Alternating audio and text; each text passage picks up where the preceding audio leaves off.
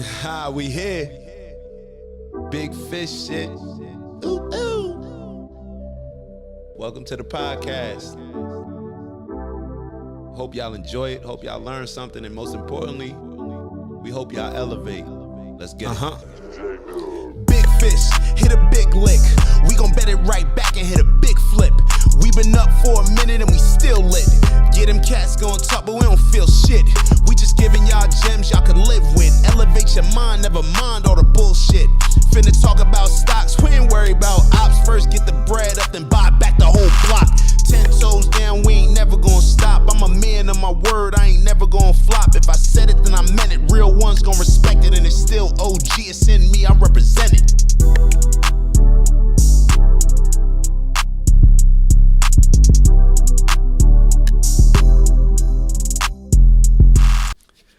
Ooh, ooh.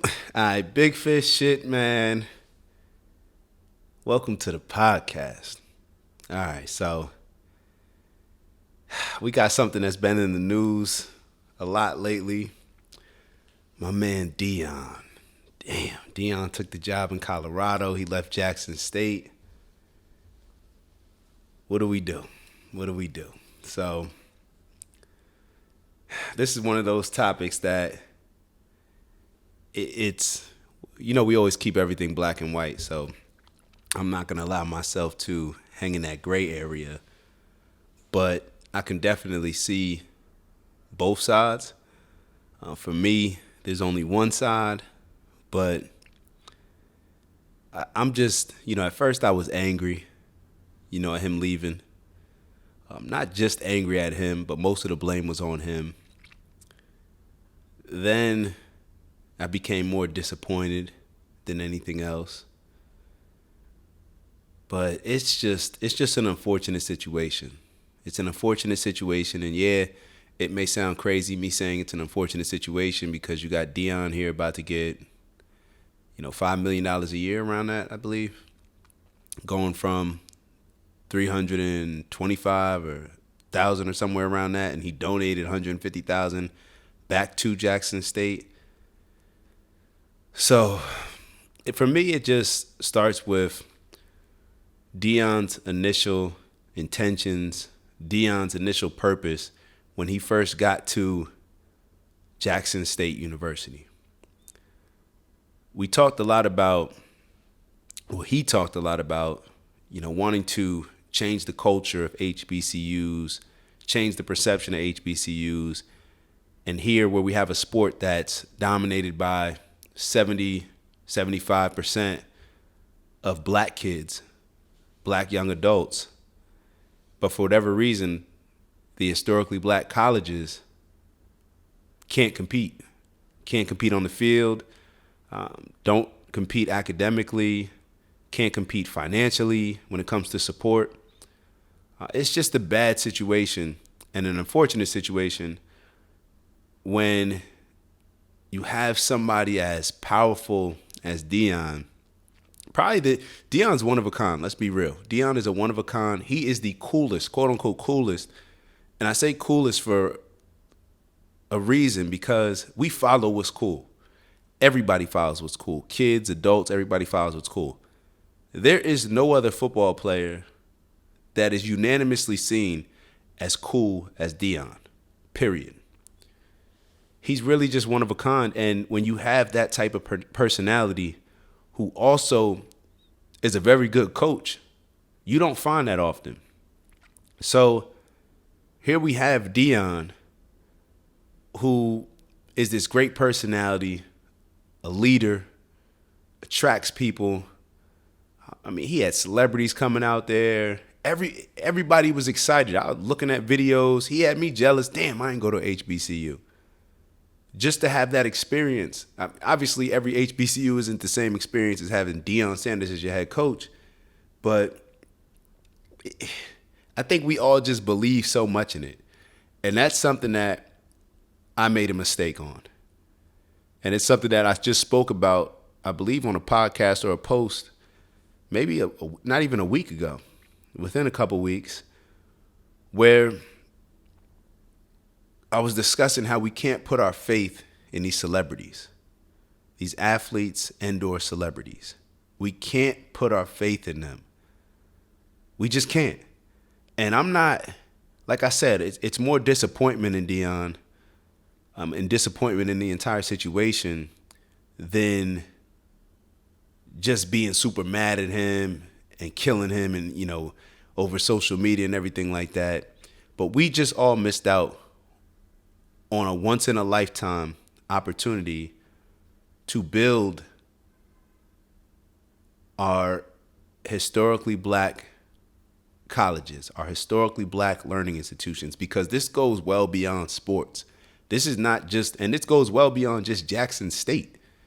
Deion Sanders had an impact across the board when it comes to HBCUs. His SWAC conference, the MEAC conference, across the board when it comes to historically black colleges, we were looking at him differently. He recruited the number one player in the country, Travis Hunter. He recruited him away from all of the big name schools, the Georgias, the Alabamas, the LSUs, all of these Clemsons, all these schools that are seen as the best football teams in the country. Just Deion and his personality with limited resources, facilities not as good,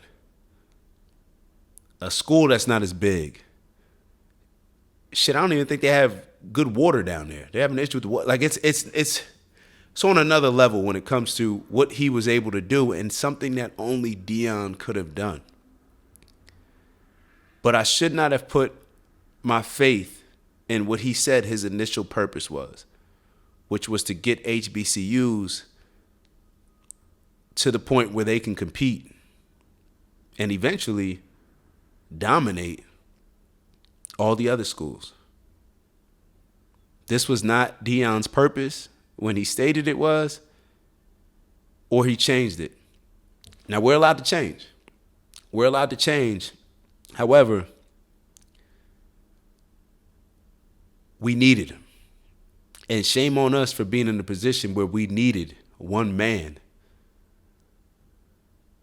to shift the entire culture of our historically black learning institutions. Shame on us first and foremost.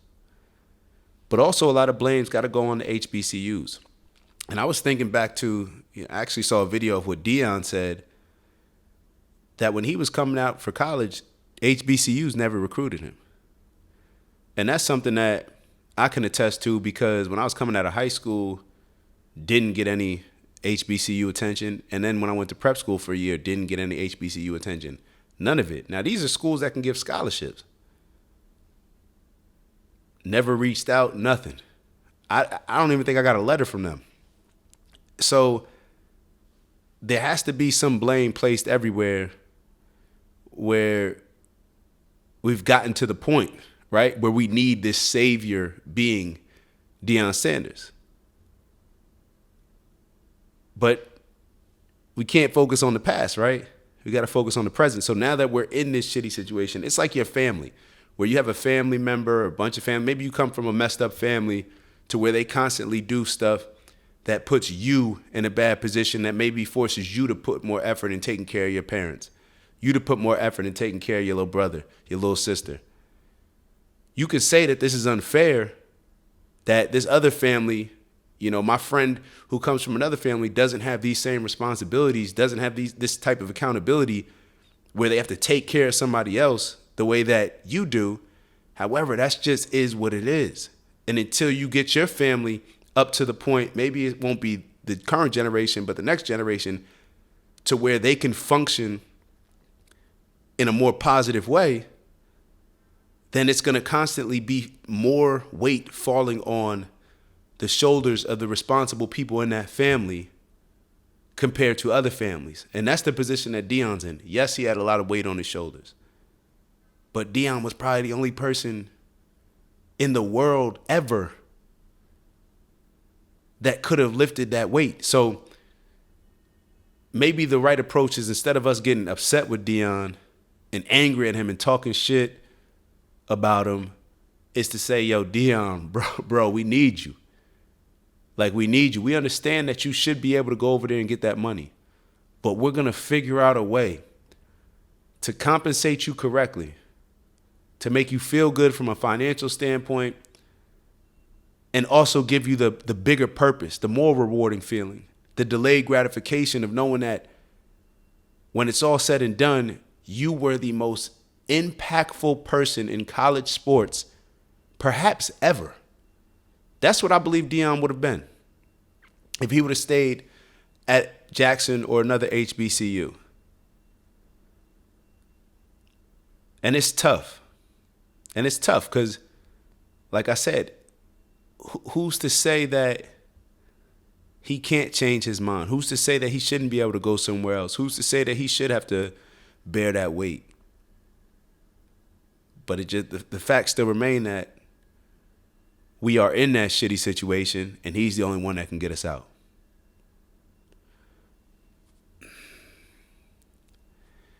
And like I said, I used to watch the videos. His son, it's funny. It was such a cool thing to see where he had his kids there. His daughter played basketball. You know, one of his sons, Shador, was the quarterback. Shiloh, that's my favorite. He was the safety. It was a family thing. All of his family was always there. Deion Sanders Jr. used to be catching all the footage, so everybody was involved. And we just saw something that we never saw before at an HBCU or another college. People were really excited about it. Celebrities, like I said, come and everything. It's to the point where I went back to my college to see a playoff game this past weekend. Not City College, that's my dad's college. But I went back to William and Mary down in Colonial Williamsburg. And this was, I've been back for a game, but it was a different feeling when I went back this time. Maybe because the other games that I went back to, it was a lot of my former players that I played with, a lot of my former teammates that I played with there as well. So it was very, like, we were reminiscing, and it just was it felt good. But this time, kind of just told my parents or asked them, like, yo, y'all want to go see a game? Didn't tell anybody else that we were going. And I was just there, you know, at the game with my parents. And I don't think I only saw like one former teammate. I actually ran into my old head coach. That's my guy. Shout out to Coach Laycock, YE. But it didn't hit the same. And even Cam Newton was at the game, right? Because Cam Newton's little brother plays. The energy, like I gotta be totally honest. I was envious. I was envious because it's different. Like what I saw Deion doing, you know, think about it. Black people, we very rarely come together for a purpose greater than ourselves, whether that's to root for somebody, cheer for somebody, you know, just be invested. You know, be invested in somebody else's success. And that's what it was. I realized that, and I love my college. I still do love my college. But that's different. That's different. What I saw Deion doing was different. And like I said, it's not just it being a black college. It's the fact that it's Deion at a black college. So that's what you need to elevate all those HBCUs. And even, you know, from just it being a black college, I'll admit, you know, that's something that I always question. Like, damn, should I have gone to an HBCU? If I can go back, would I do it over? Would I do it again? Still go to William Mary, or would I go to HBCU? And I'm going to be real. I got to be real. In my head, maybe it's because I actually went to William Mary. That was an invaluable experience that I can't replace. It was the perfect school for me at the time. However,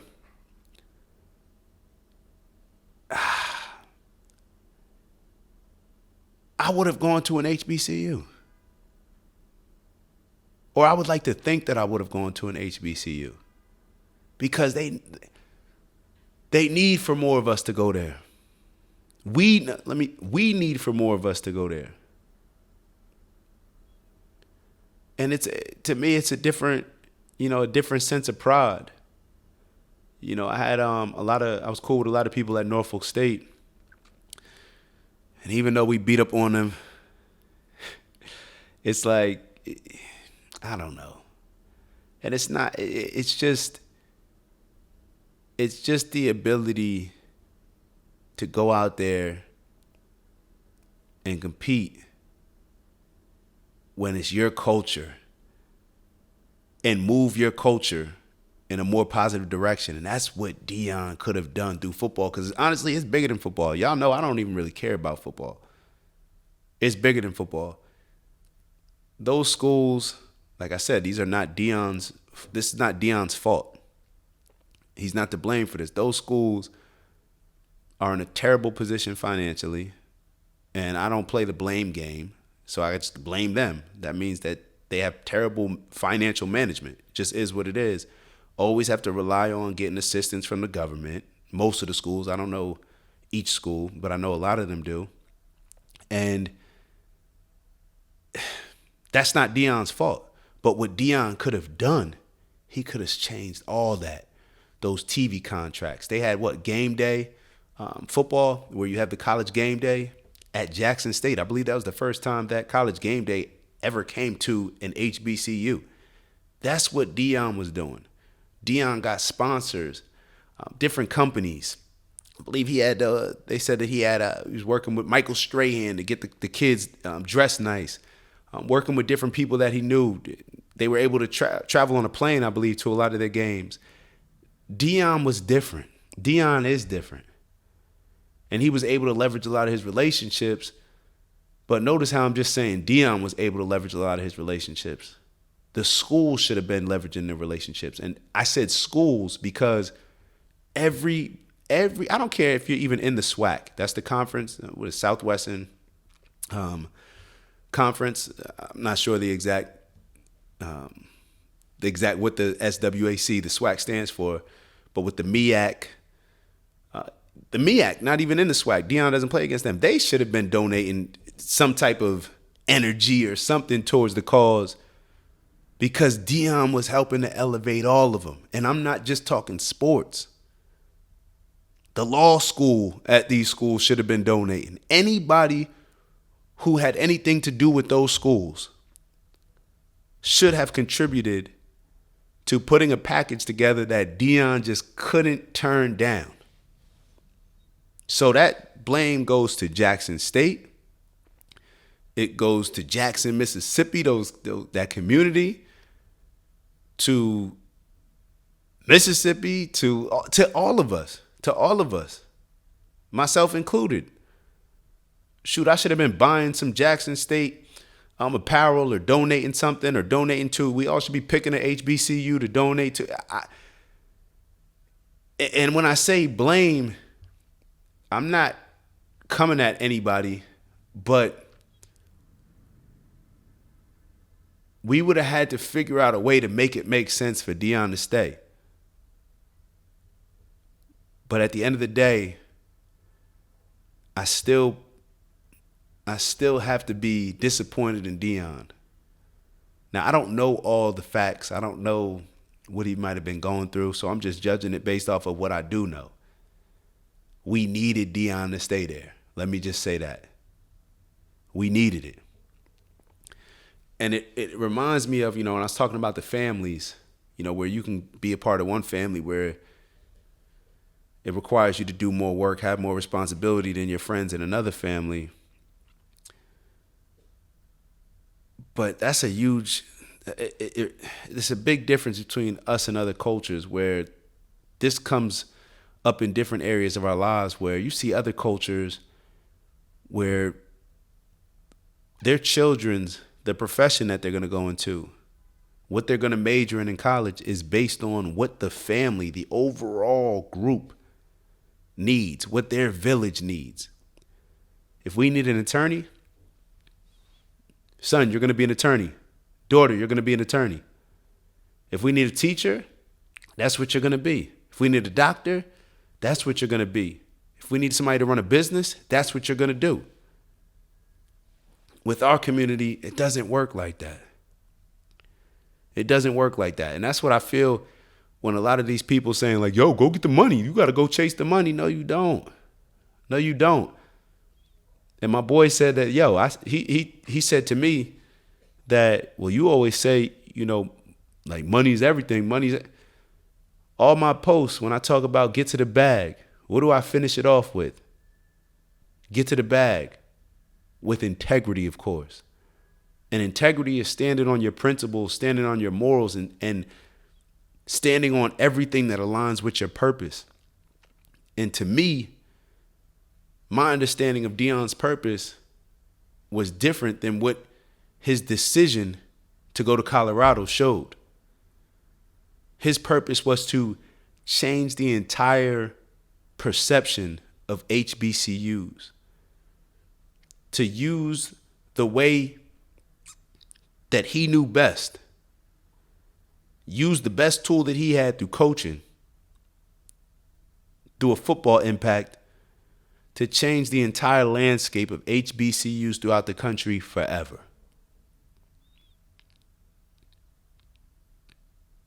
That's what I thought his purpose was. So,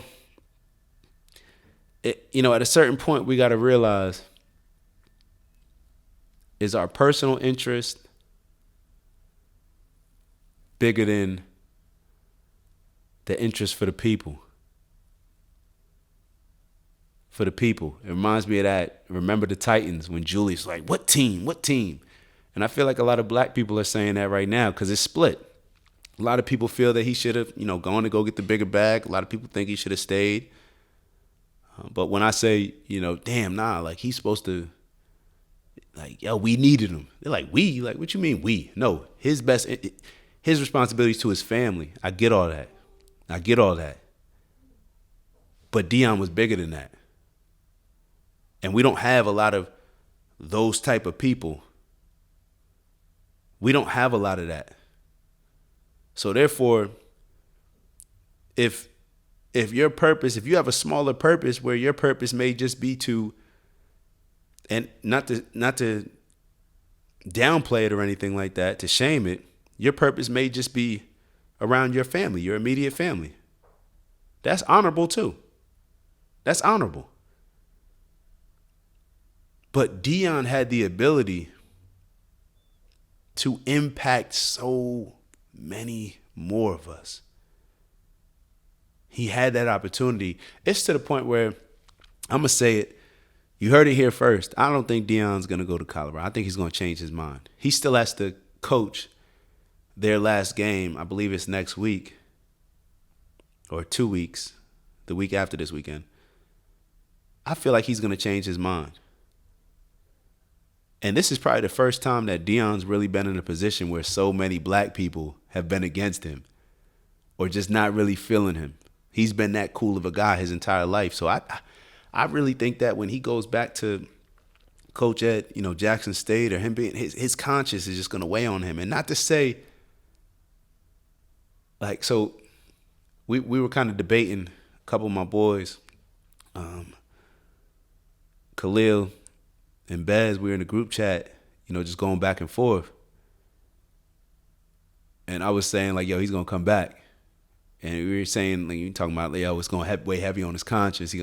It's not necessarily a right versus wrong. And I know I'm black and white. But I think it's a better way to look at it where, sometimes just what's needed trumps all of that, what's right and wrong. It gets to a certain point where, we can't just rely on, well, this is right and that's wrong. Because when more is required, then more has to be given.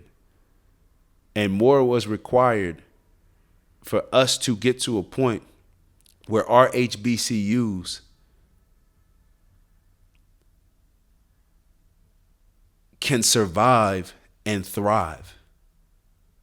I say can survive and become a business, become an institution that doesn't need to rely on outside money. Because once they do that, then every decision that they make can be in the best interest of just that school, those students, the faculty, everybody that's associated with that school. It's tough. It's tough. And even as I'm, having this conversation now, I just got off the phone with Khalil, and just because I'm always like, yo, this is my stance. Give me the counter argument. I want to know what the other side of this is. And I hear both sides. But I got to stand on one. We needed it. We needed Deion to stay. We needed Deion to do what he initially said that his intentions were. But we also needed Jackson State to see his value. We needed them to see his value more than an outside institution seeing his value. And if Jackson State couldn't foot the bill on their own, then they needed to go to a lot of these other schools that are benefiting from him being in the conference. And if the conference couldn't do it, then they need to go outside the conference to another conference. And if those conferences couldn't put enough together or figure something out to where Deion could be given the support and compensation that he deserves, then we needed to tap into the community. It was that important. So while everybody's focusing on right and wrong, like it's bigger than that. It's just like, yo, what do we need? Because now that he leaves, I don't care what y'all say. Whatever he did there, I'm not saying that it doesn't count. But it's just going to go down the drain. I guarantee you, there's a reason why the schools are in the positions that they're in. And needed a savior like Deion to come and save it. Those schools, and hopefully I'm wrong, but they will never be in a position, I fear this. They'll never be in a position where they could have elevated the way that they would have elevated with Deion Sanders being a head coach, a leader, a black man involved and a part of historically black colleges. I don't care that other NFL players they coach or other NBA players coach in the conference. It really doesn't matter. They're not Deion. So our disappointment, Deion, if I could tell you, I know people are shitting on you right now. People are hurt. People are hurt. But you got to take the good with the bad, right? You were that special to where when you leave, it's going to hurt people. We're going to be in our feelings because it's like here you have your savior coming. And then they're gone. And even as I'm saying that, this goes against a lot of what, like my mindset to where we shouldn't be, like I said, we shouldn't be putting celebrities and athletes. We can't afford to put them in a position where they have to save us from anything. Anything. But Deion could have. Deion could have in a way that nobody else could have. I can't even think, like when you think, what other athlete could even come close to doing what he did? And we can get another coach that comes in there and goes 12-0. Jackson State could hire another coach, former NFL guy, doesn't matter who it is, or not a former NFL guy, and they can go undefeated for the next 5 years. And it wouldn't make the impact of Deion being there and having just the average year the next 5 years. But we know he wouldn't have. We know he would have been winning. That's what he does, right? And a lot of these other commentators, when I look at the TV shows, they're either just saying what's right or Deion's my boy, so we should root for him. Or people that just don't understand. And here I probably don't totally understand it. I didn't go to a HBCU. But if I'm understanding it not going to HBCU, I can only imagine with somebody who went to an HBCU, how they understand the impact that Deion could have had. The amount of pride that we would have took in our HBCUs. So I'll wrap it up here. But it's just, this is the tough one. And once again, I just want to double down on the fact that this is not just about football. This is about economics.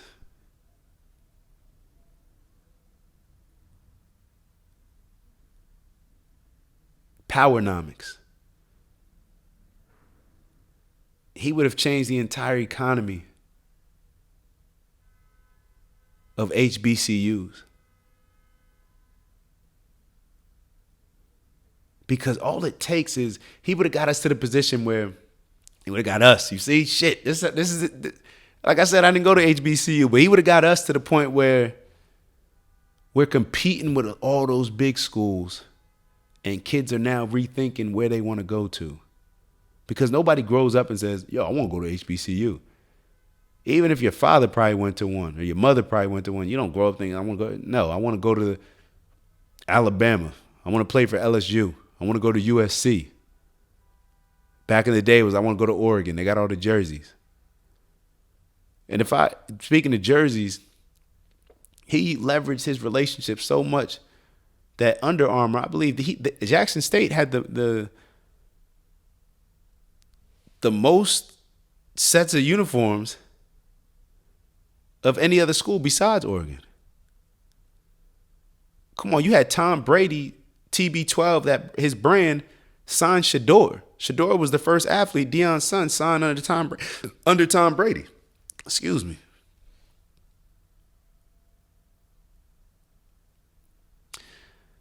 And even as I watched Deion go on his tour in Colorado, I'm not sure what position the person was that was showing him around, giving him a tour, his family, the other coaches.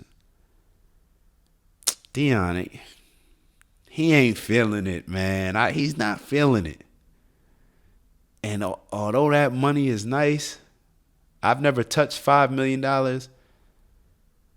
in a year. I've never touched a $30 million contract, whatever he got. I've never touched that. But I've also never experienced what he made us feel when he's in the locker room getting ready to lead those young men out on the football field. When he hits that, man, play me my damn theme song. When he hits, play me my theme music. There was a different belief, like he elevated the frequency, like the energy was different. Whether you like football or not, you just saw somebody that was charismatic and had a unique ability to lead with a group of young men.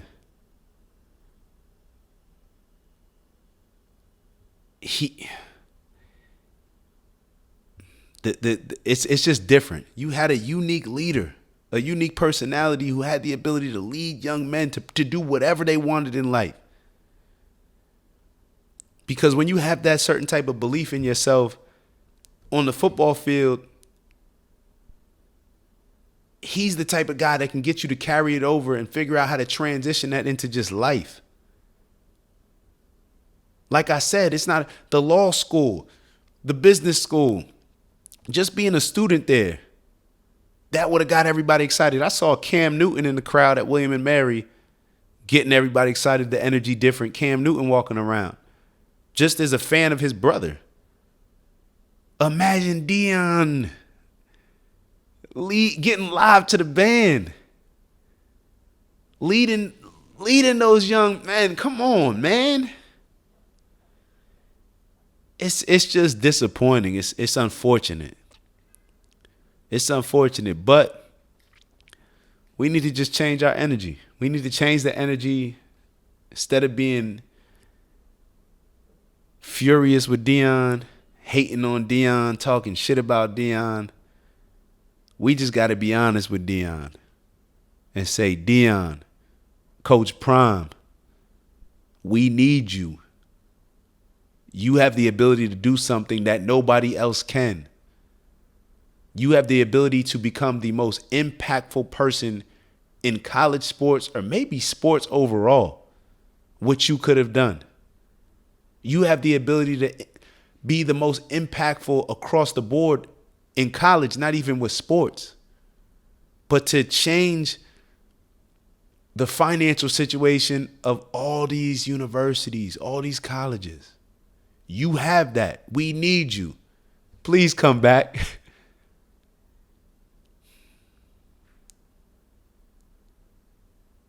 I don't think he's going to take that. I don't think he's going to stay at Colorado.